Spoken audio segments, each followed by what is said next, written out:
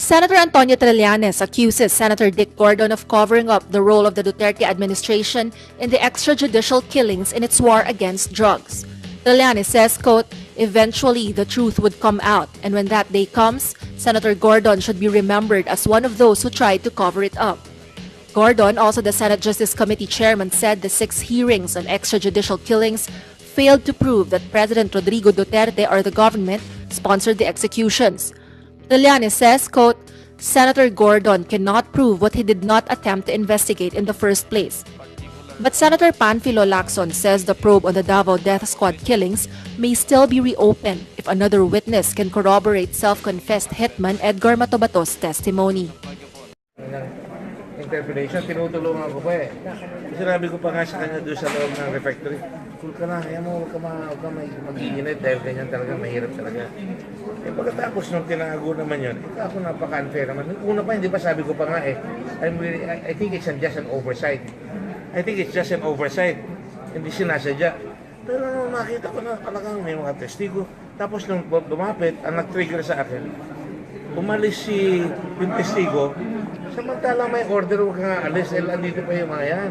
Alam nyo aalis na yan bukas. Eh bakit umalis? Dahil nagkalabasan na meron pa ng kaso. Eh syempre, puputok na yan. You cannot help us all feel, si Lacson lang gusto niya, terminate na eh. Tigil na. Ito ko, ayoko. Ba't natin terminate ito? Eh, sasabihin ng tao, tatago tayo. Eh, pero nung lumabas nga yung note na sabi nga, dinala because nako-compromise na yung security, eh, dapat nagpaalam. Dapat nagpaalam. Kasi kung nagpaalam, at least magkakaalaman, di ba? At saka, andun ako sa oversight lang yan. Sige na, nasaan ba yung kaso, pakita nyo. Eh, nung pagka 1+1, naging 2 eh. Diba? Pero sir, pwedeng mag-decide kayo, sir, na i-terminate na dahil dun sa, sabihin nyo nga, sabi na ibang kasama nyo, you were taken for a ride. Pero sir, ito tungkol kay Matubato, kung nagsinungaling man siya, granting nagsinungaling, paano sir yung main reason para dito sa hearings, which is yung EJK ngayong... Ang nagdala kay Matubato sila eh.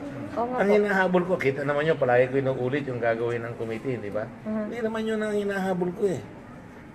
Pero ang lumabas, Matubato was the end all and be all for their case. Nung mag-i-implode na si Matubato, lahat sinasabi, you know, to my mind as a lawyer, hindi ko dadalhin yung Davao group here, sasabihin lang na, wala kami kinalaman dyan. So paano yun, ibig sabihin, hindi talaga yung EJK na nangyayari ngayon ang main purpose, kundi nila Davao at Duterte? Nila, Duterte pa rin ang target eh. Ako, ang target ko, abay, teka, magpaliwanag nga kayo. Eh, dala ko eh, papakita ko sa inyo. Bayan by bayan, ito ang pinatay dyan. Ikaw ang provincial director. O, General De La Rosa, anong ginagawa mo din sa provincial commander na ito? Hindi siya gumagawa ng kanyang trabaho. Di ba? Doon dapat tayo pupunta para matigil, para mahinahon ang tao. Eh kung hindi yun ang pakay natin, eh ba't tayo nag-iimbestiga? So sa tingin niyo po, Senator, may ibang agenda talaga? Oo, ang agenda talaga eh si Duterte. Ang problema naman doon sa presidente natin, napipikon siya. Sinasagot niya lahat. Kaya nga sabi ko nga, nadadapa ka sa sarili mong espada, eh mahimik ka na, huwag ka na magsasalita, gawin mo lang yung trabaho para matapos tayo. Sigurado may magsusulsul dyan laban sa akin. Hindi ginagawa na senador yun, lalo na siya presidente ganito, no?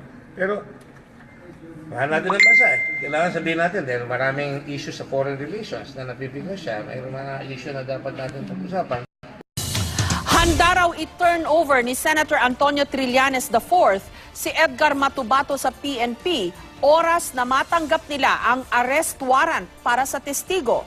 Naglabas na kasi ng warrant of arrest ang korte sa Davao City matapos hindi makadalo sa arraignment si Matubato para sa kaso niyang illegal possession of firearms. Pakiusap ni Trillanes, hayaan siyang mismo ang personal na magdala kay Matubato sa Camp Crame para i-turn over kay PNP Director General Ronald Bato de la Rosa. Yan ay para maiwasan daw ang gulo na pwedeng mangyari kung aarestuhin pa si Matubato. Dagdag pa ni Trillanes, walang intensyon na hindi dumalo sa arraignment si Matubato. Hindi raw siya nakapunta dahil hindi niya alam na meron pala siyang arraignment. Kahit ang abogado niya, hindi raw ito alam. Handa rin daw si Trillanes na bayaran ang piyansa para kay Matubato. Sa ngayon ay si Trillanes ang nangangalaga at nagbibigay ng proteksyon kay Matubato na nagpakilalang hitman ng Dimanoy Davao Death Squad. Ako ang naghahawak ng kanyang custody and security. So pwede niyong ipadaan sa akin yung warrant of arrest at ako na ang magpapaabot sa kanya para hindi niyo na kailangan hanapin pa at wala nang untoward incident. Interpretation, tinutulungan ko pa eh. Sinabi ko pa nga sa kanya doon sa loob ng refectory, cool ka na, kaya mo, huwag ka mag-iinit dahil ganyan talaga, mahirap talaga. Eh pagkatapos nung tinago naman yun, ako napaka-unfair naman. Una pa, hindi pa sabi ko pa nga eh, I think it's just an oversight. I think it's just an oversight. Hindi sinasadya. Pero nung makita ko na talagang may mga testigo, tapos nung lumapit, ang nag-trigger sa akin, umalis yung testigo, samantalang may order huwag kang aalis, dahil andito pa yung mga yan. Alam nyo aalis na yan bukas. Eh bakit umalis? Dahil nagkalabasan na mayroon pa ng kaso. Eh syempre, puputok na yan. You cannot help us all feel, si Lacson lang gusto niya, terminate na eh. Tigil na yan. Ayoko. Ba't natin terminate ito? Eh, kasabihin ng tao, tatago tayo. Eh, pero nung lumabas nga yung note na sabi nga, dinala because nako-compromise na yung security, eh dapat nagpaalam. Dapat nagpaalam. Kasi kung nagpaalam, at least magkakaalaman, di ba? At saka, andun ako sa oversight lang yan. Sige na, nasaan ba yung kaso, pakita nyo. Eh nung pagka 1+1, naging 2 eh. Di ba? Pero sir, pwedeng mag-decide kayo sir na i-terminate na dahil dun sa sabi ng ibang kasama nyo, you were taken for a ride. Pero sir, ito'y tungkol kay Matubato. Kung nagsinungaling man siya, granting nagsinungaling, paano sir yung main reason para dito sa hearings, which is yung EJK ngayong Ang nagdala kay Matubato sila eh. Ang hinahabol ko, kita naman yun, palagi ko inuulit yung gagawin ng committee, di ba? Hindi naman yun ang hinahabol ko eh. Pero ang lumabas, Matubato was the end all and be all for their case. Nung mag-i-implode na si Matubato, lahat sila sabi, to my mind as a lawyer, hindi ko dadalhin yung Davao group here. Sasabihin lang na, wala kami kinalaman dyan. So paano yun? Ibig sabihin, hindi talaga yung EJK na nangyayari ng main purpose, kundi Nila. Davao at Duterte. Duterte pala yung target eh. Ako yung target ko, abay, teka, magpaliwanag nga kayo. Dala ko papakita ko sa inyo. Bayan by bayan, ito ang pinatay dyan. Ikaw ang provincial director. General De La Rosa, anong ginagawa mo din sa provincial commander na ito? Hindi siya gumagawa ng kanyang trabaho. Di ba? Doon dapat tayo pupunta para matigil, para mahinahon ang tao.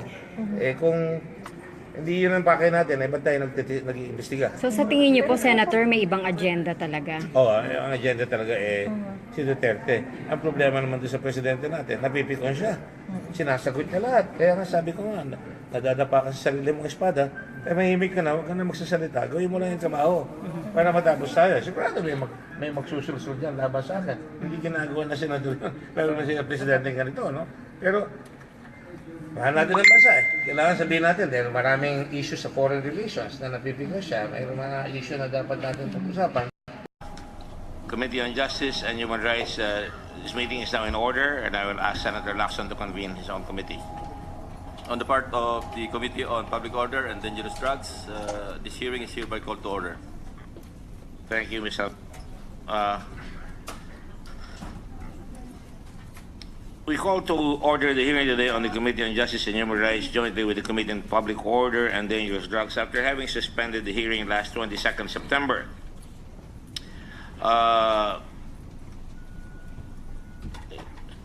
This is a continuation of the resolutions and the privileged speeches made by several senators. There's a Senate Resolution number 9 by Senator Leila de Lima concerning the recent and rampant killings, extrajudicial killings, and summary executions, and to strengthen accountability of law enforcers. That's the highway upon which we are going to traverse in this investigation. At the same time, we have Senate Resolution number 151 by Senator Antonio Trillanes III on the alleged extrajudicial or summary killings purportedly committed by the Davao Death Squad and in order to have the protection of people's basic human rights, and also in pursuance of the campaign against terrorism, drugs, and street crimes. Oh, the fourth. I'm sorry. You mean there are four of you? I stand corrected. Let the minutes reflect that Senator Antonio Trillanes is the fourth among several Antonio Trillaneses.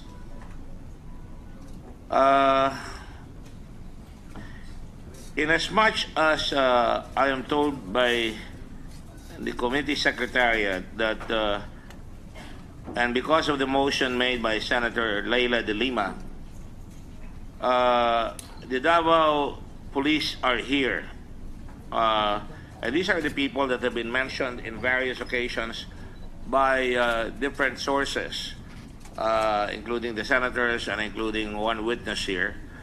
We're happy that they have arrived, and let me just acknowledge some of the personalities here that have arrived, and we thank them. Good morning to everyone. First and foremost, the General De La Rosa, Ronald De La Rosa, and General Eleuterio of IAS, Internal Affairs. Is he here? Yes. And of course, Undersecretary Cui. I'm sorry, I should have acknowledged you first. Civilian authority being supreme over the police and the military. Undersecretary of Local Government, and of course, Director La Peñas of the La Peña of the Dangerous Drugs Law, Dangerous Drugs Board, and of course, no, PIDEA, I'm sorry, PIDEA, and Director Dante Gueran at the National Bureau of Investigation, Director. We also have Police Chief Superintendent Manuel Garlan of Davao, and of course, thank you again to Chief Superintendent Marquez, Augusto Marquez Jr., and also Bartolome Ricardo, Superintendent Bartolome Ricardo of the Philippine Army. And there will be other witnesses that will come over again. But before we call in the witnesses, those of you who have not taken your oaths, will you please stand up so that we can administer the oath? Comsec. Please raise your right hand. Do you solemnly swear to tell the truth, the whole truth, and nothing but the truth in the inquiry? Let me sit down. Thank you. Let it be reflected that Colonel Bacardo and Police Chief Superintendent Manuel Garlan have taken their oaths of office. Not only oaths of office, but their oath here. Again, I reiterate the previous rules that we in the committee have agreed upon. There are 2 lecterns here for all the committee members to use upon recognition. The chair will give wide latitude to the questions given. You have 10 minutes to ask your questions, but the answers, we will give more than 10 minutes. It will not be counted. The answers will not be counted on your time, so that there is wide latitude. Again, I reiterate that if there is need for reiteration or to emphasize or to tell the whole story, the senator will be given, and I'm sure you have given me wide latitude previously to continue the questions. Let me just do this properly so everybody's on the same page. Having said all that, we want to make sure that the committee respect, and I know that all the senators will act with dignity and with candor and with the utmost discipline, so that we can make a very good account of the Senate investigation. The Senate is a very respected body. I don't think I have to bang the gavel and call anybody to order. If there is any disorder, I will bang the gavel so that we can suspend and we can deliberate in private, so we can handle it correctly as we do it in the Senate.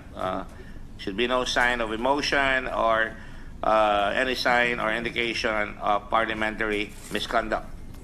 Having said that, Mr. President, I would like to call on, I think I saw the chairman, Senator De Lima raise her hand. Senator De Lima, you're recognized.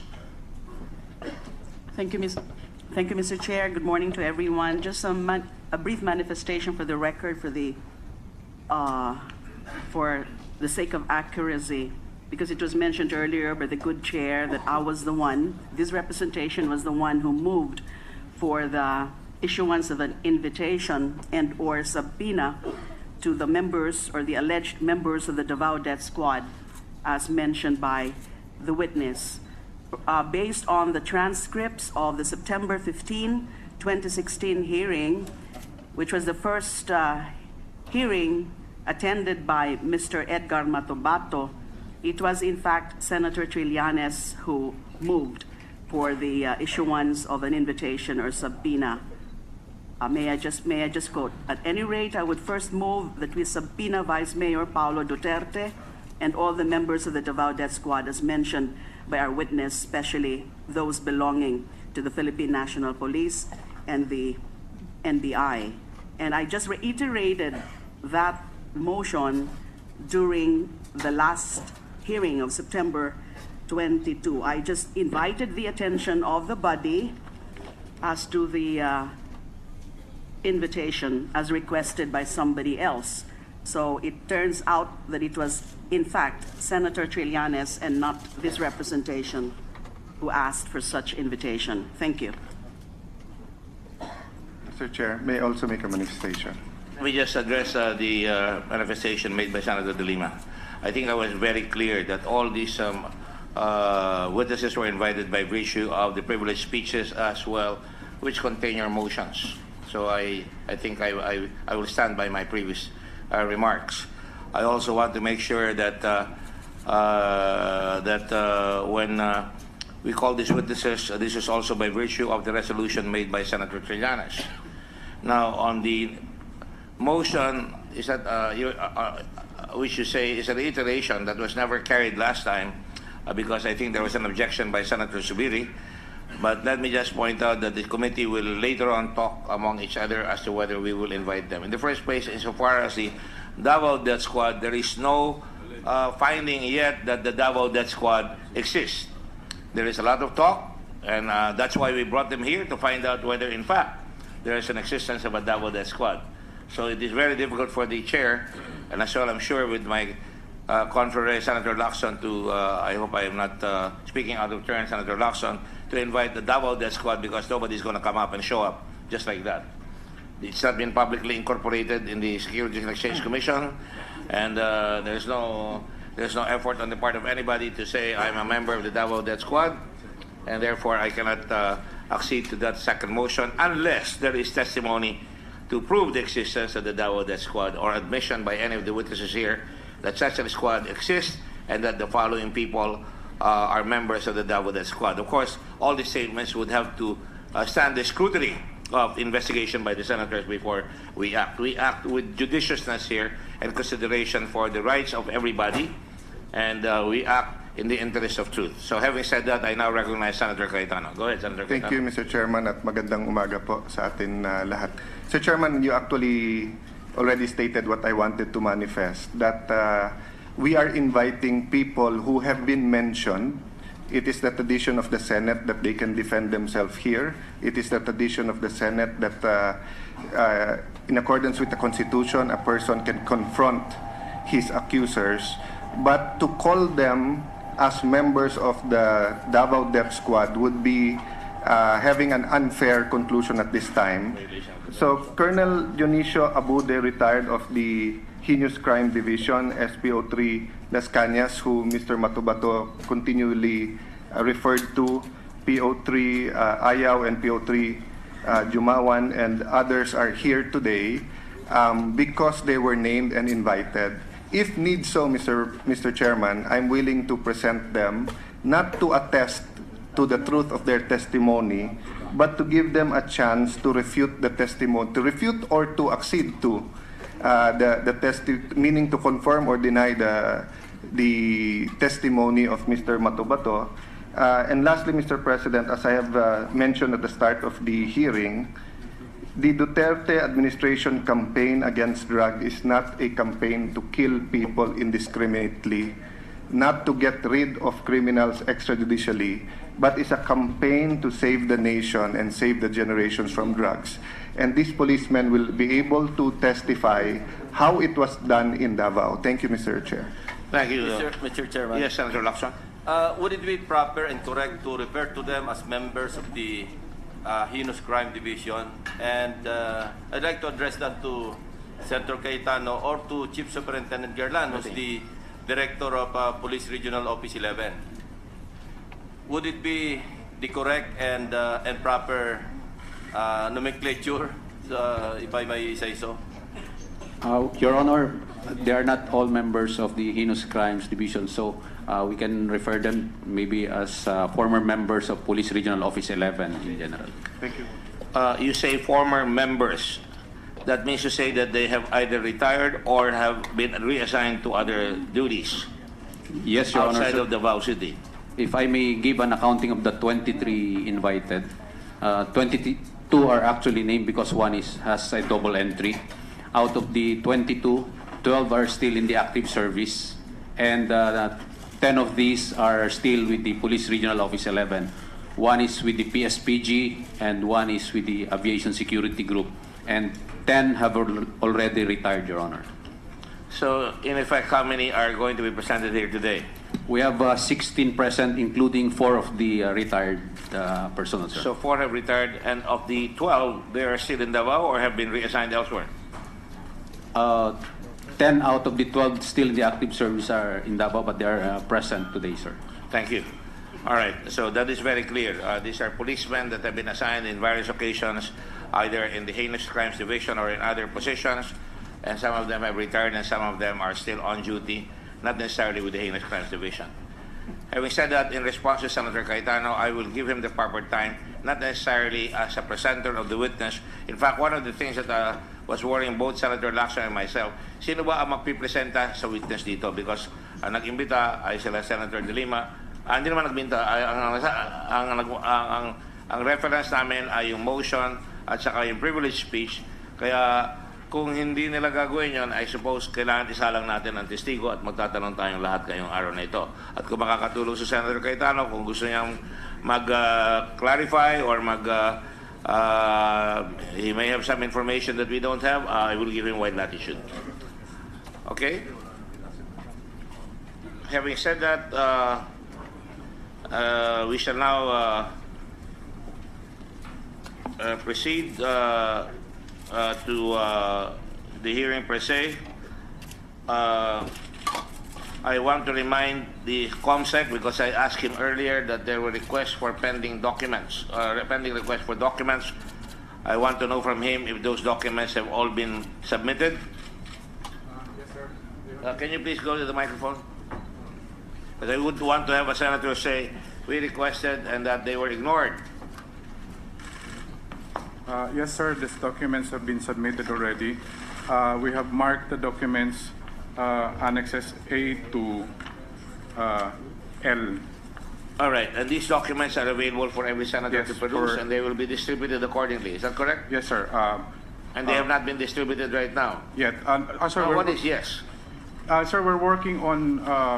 What is of the yes? address- Have you distributed them or not? Not yet. We're depending on the request of the senator, sir, because we have problems with the manpower and the facilities. I and, don't think we equipment. have problems with the manpower. It's just a question of your execution of this. The Senate President has given me latitude for you to ask other members of other employees here in the Senate for you to be assisted, because I raised that point, because there are voluminous documents. So please make do. Yes, sir. Yes, sir. We'll do that. All right, thank you. I will expect that in fairness to the senators, that they all are given the necessary documents that have been asked for so that they can produce and study them and be the basis for questions and judgment. Having said that, we shall call our witnesses now. Is that okay with everybody? Are there any questions? Who shall we call first? Senator Cayetano, I heard you say a certain colonel in charge of the Heinous Crime Division. All Maybe I should ask Chief Superintendent Garland. Sir, may we request that former Senior Superintendent Abude be the first to present. Chief Superintendent Apulit. Police Senior Superintendent Abude, sir. Active duty. Retired already, sir. Retired. Abude, A-B-U-D-E. In Bisaya, it used to be Abode. It became Abude. Yes, sir. All right, thank you. Abude. Committee please call the witness here and should sit up front here. You notice while we were waiting for him that we placed a special podium for the special table for the witness so that nobody can say that he's being coached. Colonel Abude? Sergeant at Arms? I would require that a lawyer be provided him. If he has brought a lawyer, that would be appreciated if he would he would present himself. And Mr. Chairman. yes, Senator Trillanes, while we're waiting. Based on the agreement last hearing, the witness, Mr. Edgar Matubato, was supposed to identify the other officers. We will come to that. We're not at that moment. If you will recall, there was no agreement. I merely said I did not dismiss him. Precisely, I did not dismiss him just in case we will lead him. When the proper time comes, if you request, after testimony has been made, that would be more timely than now. Well, if we're going to introduce these officers one by one, then that would preempt the whole thing, Mr. Chairman. Mr. I believe Chairman. it would be proper for him to identify these officers first, again as another test of credibility. Then we can make them present whatever they want Mr. to Chairman, present. I may help. Yes, go ahead. Mr. Chairman, before the hearing started, I asked if they have a lawyer, and I asked the lawyer about certain stipulations, and he said they're willing to stipulate that they know Mr. Matubato and Mr. Matubato knows them.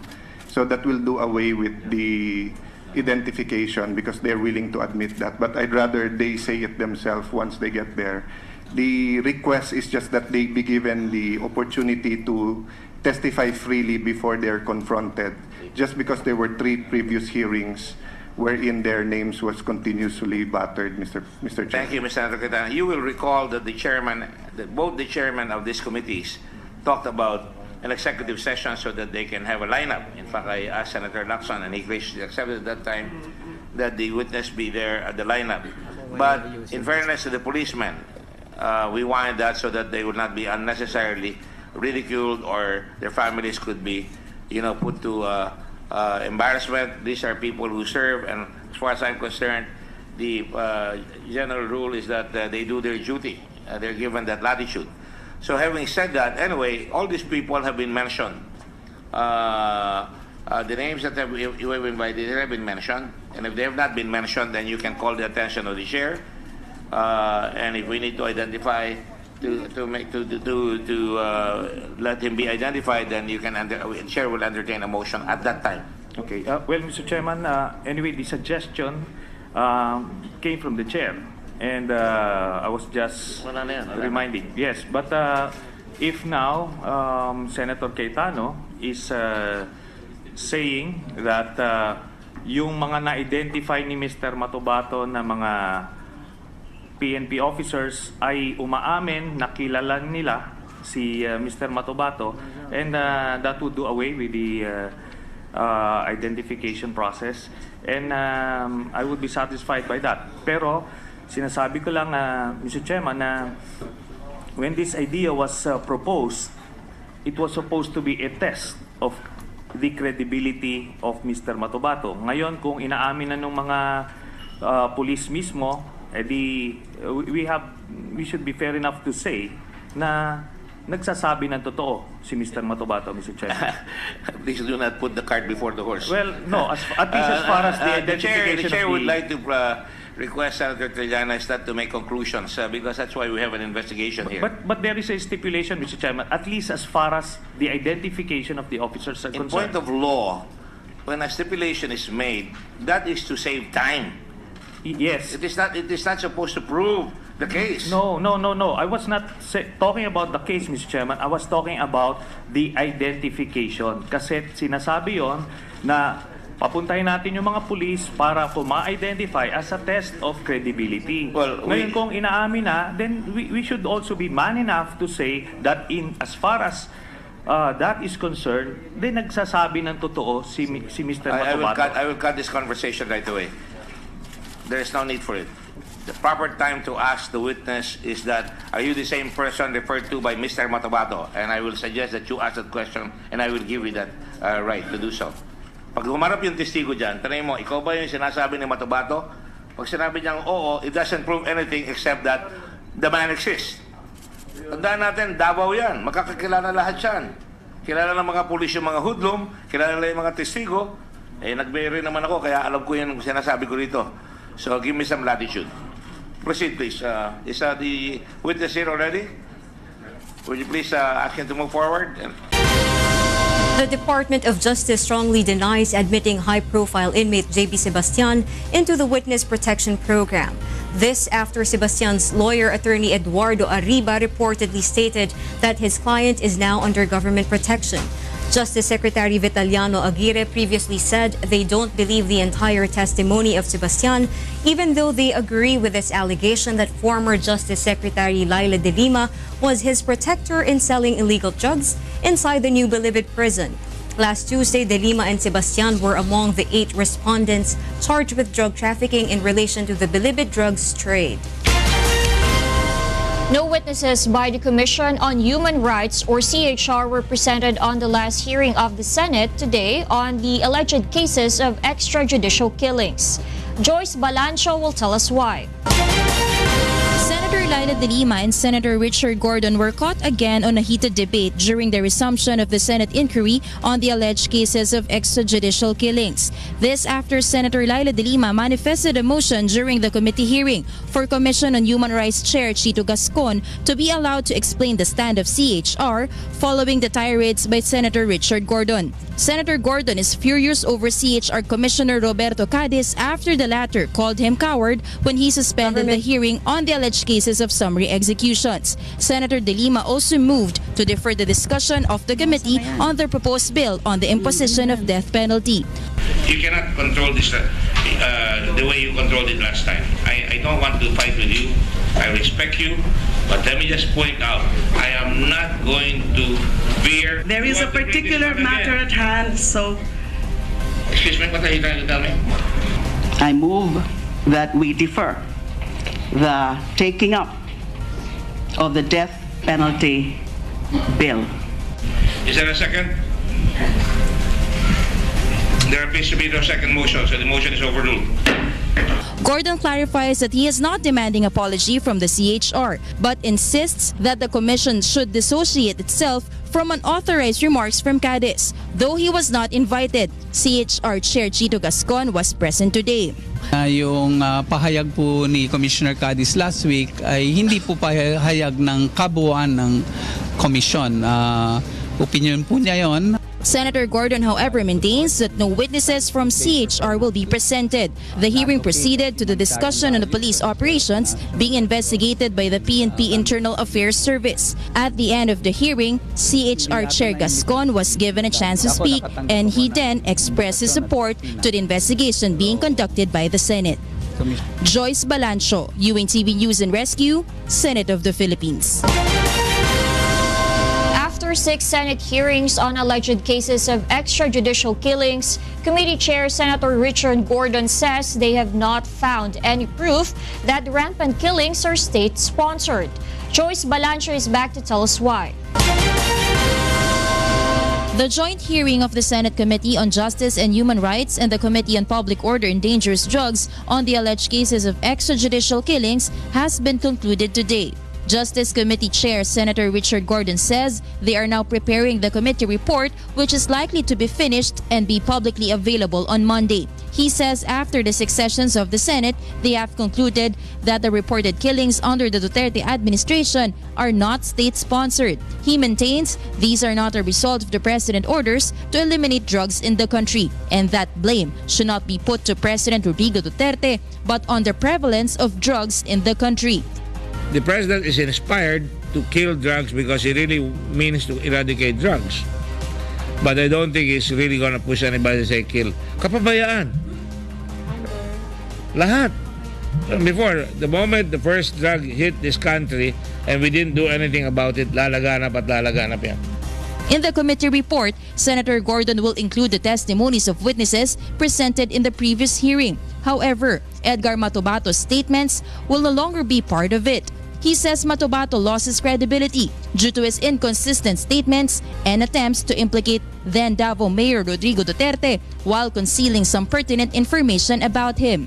Nakita nyo, hinuli siya doon sa illegal possession of firearms. Meron pala sa kaso lumabas dito, hindi ko alam yun. At tinurn over na siya doon sa PNP. May perjury doon. Pinagsama-sama mo yan, there is connectivity na tila there really is an effort to try and pin down Mayor Duterte on this battle. Meanwhile, the committee report will also include possible recommendations on laws that can be passed. Gordon says there should be a law that will expedite the investigation on police operations that result in deaths of persons being investigated. The PNP Internal Affairs Service or IAS reveals that from January to October this year, they have investigated only more than 1,000 cases of such police operations. 300 from these were considered dropped and closed cases due to insufficiency of evidence, while only 28 cases were recommended to proceed to summary hearings. Once they have proven the administrative liability of policemen, they will recommend their possible suspension, demotion, or termination. Nonetheless, they have not yet filed cases against any erring officer as of this moment. While the PNP-IAS wants to look into all cases being forwarded to them, they say they lack resources and personnel to do the job. We are only about 600 IAS personnel, and out of the 600, there are only 200 investigators nationwide.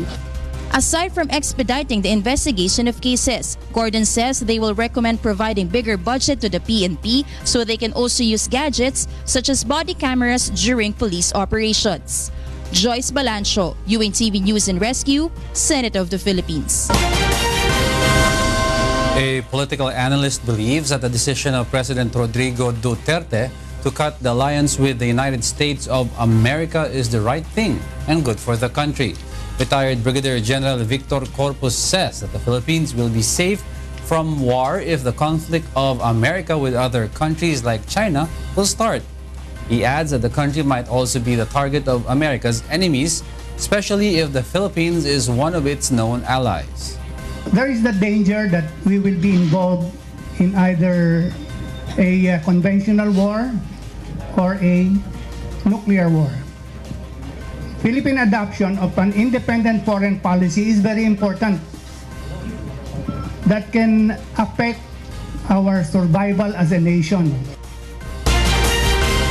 President Rodrigo Duterte orders the creation of a presidential task force that will focus on the resolution of abuses against the members of the media in the country. Rosalie Cos will tell us why. Threats against members of the media via online can now be fought through the Presidential Task Force on Violence Against Media Workers. This after Malacanang formulates the implementing rules and regulations of Administrative Order No. 1 signed by President Rodrigo Duterte on October 11, 2016. Binuo ng ating Pangulo itong Presidential Task Force on Violations of the Right to Life, Liberty, and Security of the Members of the Media. So nandyan po yung security of the members of the media. Justice Secretary Vitaliano Aguirre II will take the chairmanship of the task force. He is joined by Presidential Communications Secretary Martin Andanar, DILG Secretary Ismael Sueno, Defense Secretary Delfin Lorenzana, Solicitor General Jose Calida, AFP Chief of Staff General Ricardo Visaya, PNP Chief Ronald De La Rosa, NBI Director Dante Heran, and Presidential Human Rights Committee. The Commission on Human Rights as well as the Ombudsman and various media organizations will serve as observers and resource persons. Tutulungan natin yung pagbigay ng hustisya doon sa mga unresolved cases, yung mga hindi pa na papailan ng kaso. At bibilisan din natin ang proseso para mas lalong matulungan sa lalong mas madaling panahon yung mga kapatid natin sa industriya. It can be recalled that in 2015, a report of the International Federation of Journalists says that the Philippines is the deadliest country in Southeast Asia for journalists. The increasing number of media killings had prompted the president to create the said task force. Rosa Licoz, UNTV News and Rescue, Malacanang. The segregation of detainees with illegal drug cases has sparked a protest in Manila City Jail. Roderick Mendoza will tell us why. At least 35 detainees and 4 jail personnel were injured in a protest initiated by a gang in Manila City Jail.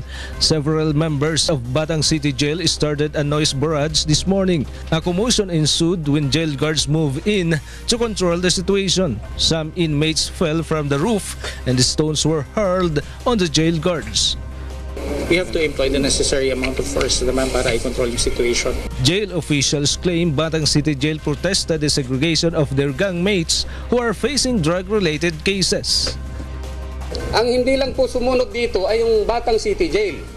Dahil po ang plano kasi dito at kasulukuyang ginagawa, ongoing po, ang transfer ng mga drug-related cases. Siniseparate po natin yung mga drug-related cases sa ibang dorm. At yung non-drug po ay sa ibang dorm din.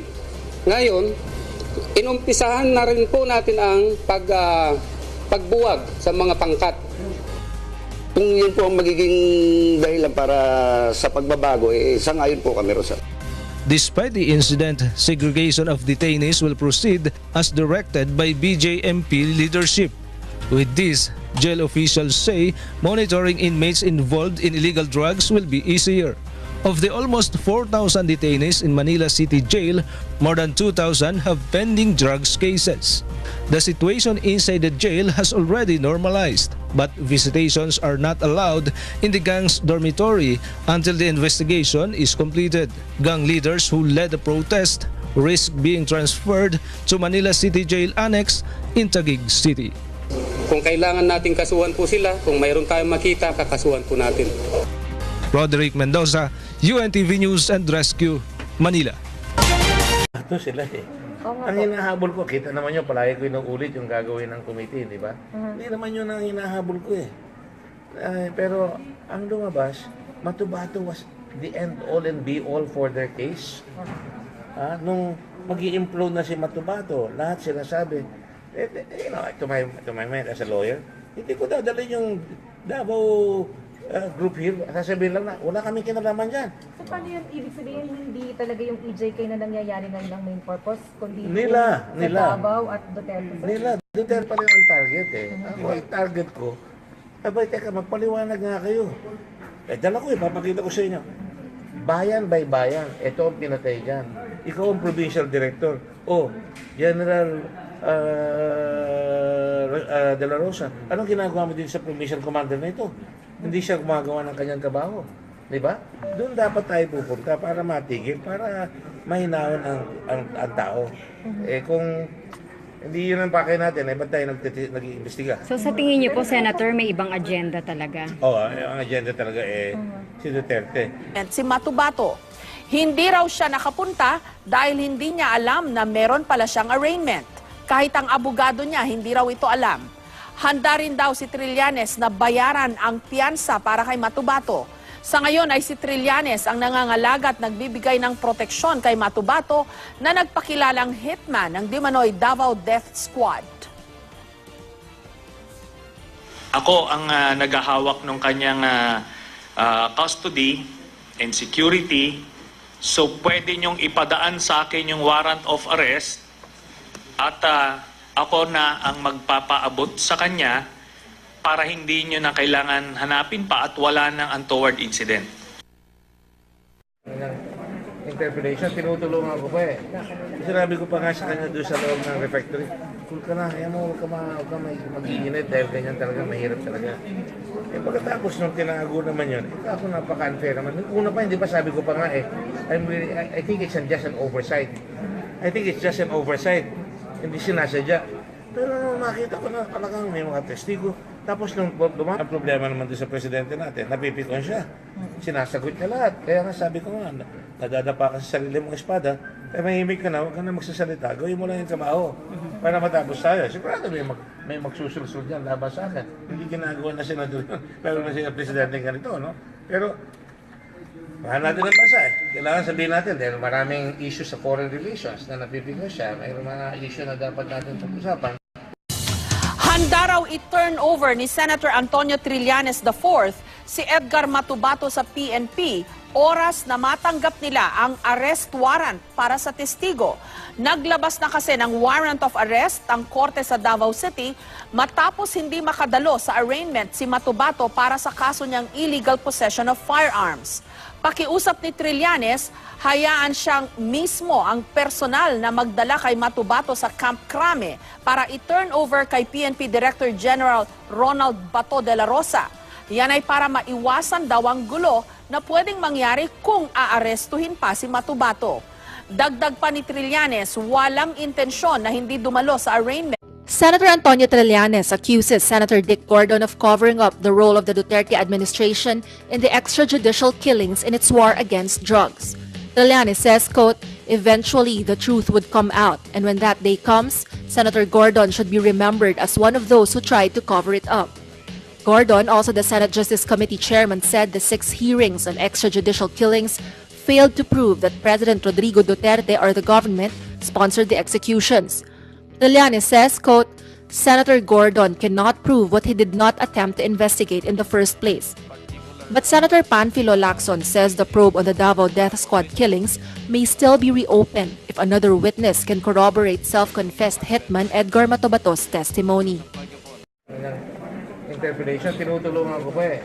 Sinabi ko pa nga sa kanya doon sa loob ng refectory, cool ka na, kaya mo, huwag ka mag-iinit dahil ganyan talaga, mahirap talaga. Eh pagkatapos nung tinago naman yun, ako napaka-unfair naman. Una pa, hindi pa sabi ko pa nga eh, I think it's just an oversight. I think it's just an oversight. Hindi sinasadya. Pero nung nakita ko na talagang may mga testigo, tapos nung lumapit, ang nag-trigger sa akin, umalis yung testigo, samantalang may order, huwag kang aalis, dahil andito pa yung mga yan. Alam nyo aalis na yan bukas. Eh bakit umalis? Dahil nagkalabasan na meron pa ng kaso. Eh syempre, puputok na yan. You cannot help us all feel, si Lacson lang gusto niya, terminate na eh. Tigil na. Ayoko. Ba't natin terminate ito? Eh, sasabihin ng tao, tatago tayo. Eh, pero nung lumabas nga yung note na sabi nga, dinala because nako-compromise na yung security, eh dapat nagpaalam. Dapat nagpaalam. Kasi kung nagpaalam, at least magkakaalaman, di ba? At saka, andun ako sa oversight lang yan. Sige na, nasaan ba yung kaso, pakita nyo. Eh no, pagka 1+1, naging 2 eh. Diba? Pero sir, pwedeng mag-decide kayo sir, na i-terminate na dahil dun sa, sabi ng ibang kasama nyo, you were taken for a ride. Pero sir, ito'y tungkol kay Matubato. Kung nagsinungaling man siya, granting nagsinungaling, paano sir yung main reason para dito sa hearings, which is yung EJK ngayong Ang nagdala kay Matubato,